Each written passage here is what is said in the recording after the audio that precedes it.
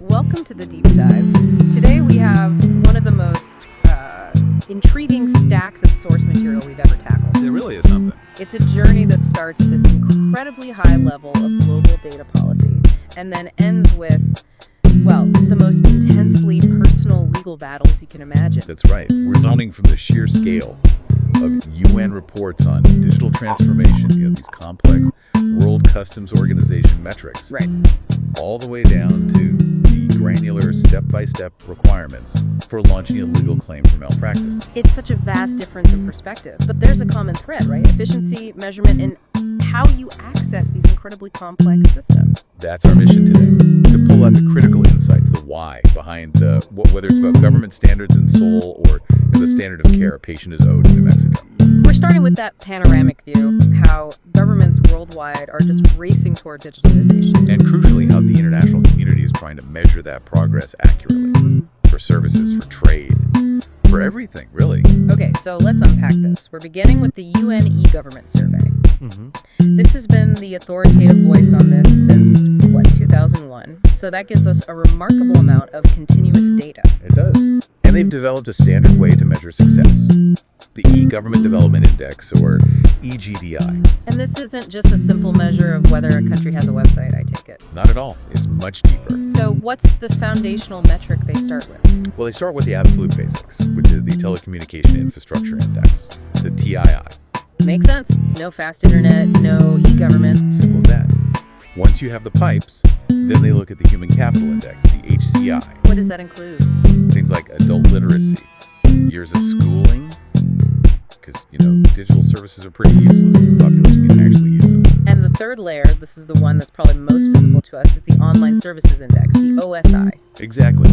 And that measures the breadth, the complexity of what's on offer. It looks specifically at whether services are transactional. So can you do something online or just read about it? That's the key question. And what really stands out when you look at the data is the acceleration in developing economies. Oh, interesting. Yeah, the sources show that lower middle-income countries improved their average EGDI values by over 15% between 2018 and 2020 alone. So this isn't just an elite first world phenomenon. The adoption is happening everywhere. It's truly global. And when you look at those top tier countries, digital services are just They're the standard now. Overwhelmingly, 66% of all UN member states now offer online transactional services. But if you drill down into the very high and high OSI groups, that number just jumps. To what? To 93% and 81%. It's not an add-on anymore, it's the expectation. That period around 2020, it must have been the ultimate test for all these systems. You said it. The COVID-19 pandemic became this completely unexpected global stress test for digital government. And what's surprising here is it wasn't just central governments adapting. The crisis really became a catalyst for these highly local, really specific tools. It did. We saw governments using real-time data to make rapid policy decisions based on, immediate on-the-ground needs. We saw some really specific innovations emerge. Like what?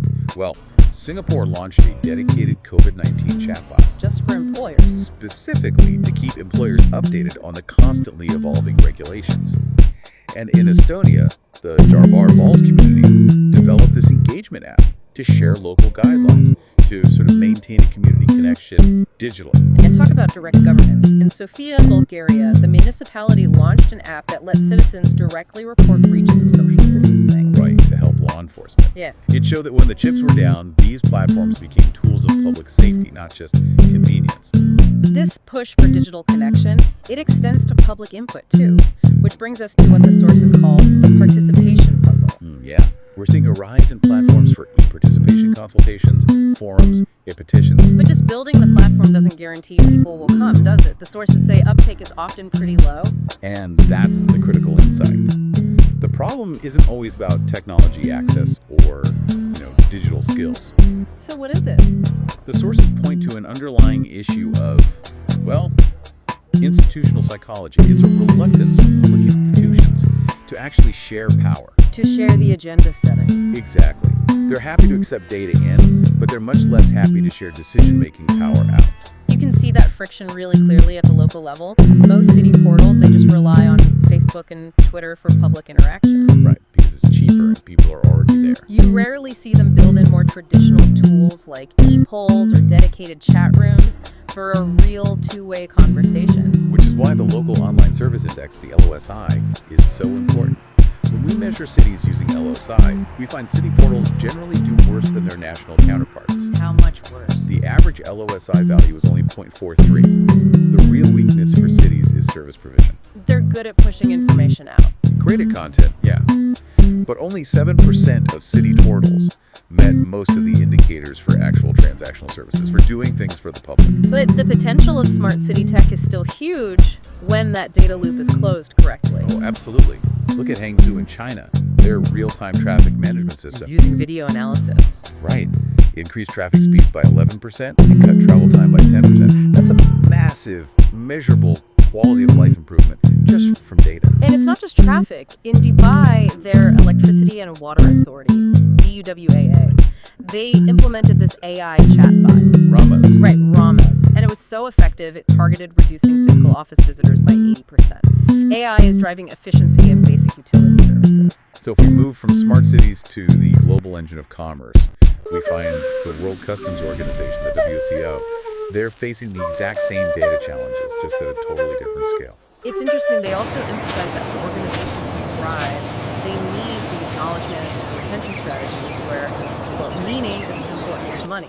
I thought that was fascinating. It shows a real focus on institutional health, which you don't often see in these dry policy reports. And technically, customs is shifting from reactive risk management, just looking for known bad actors, to this comprehensive decision intelligence approach. It's a highly technical approach. It uses 3 layers. First, data fusion, then advanced analytics. And that's where the machine learning models come in. That's it. And then a final decision support interface for the human officers on the ground. The scale of the challenge here is almost impossible to wrap your head around. Big data in global trade. Even a relatively small country can generate billions of records across dozens of legacy databases. And the unstructured data must be the biggest headache. It's the biggest correlation challenge. We're talking about huge amounts of X-ray scans, images, video feeds, scanned documents. How do you get reliable insights out of that mess? Standardization.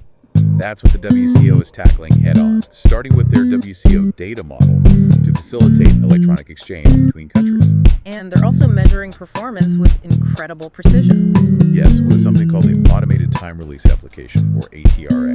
It automates the measurement of the time it takes for goods to be released. So they're benchmarking and trying to speed up the whole flow of trade.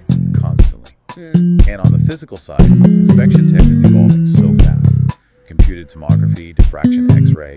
It gives them increased accuracy for material specificity. Letting them detect everything from contraband to specialized threats more efficiently. And this all led to a huge collaborative effort between industry and these global bodies. To create what? The Unified File Format, or UFF. It's now the international standard for scanned images and all the metadata from inspection equipment. So the UFF ensures that the evidence, the digital facts, can be universally shared and interpreted. It standardizes compliance. That whole idea, standardizing evidence for objective, data-driven decisions, is so critical. We've seen global bodies create the UFF for global commerce. But when you zoom all the way down to the individual, to the pursuit of justice, that need for standardization for objective, fact-based action is just as critical. It is.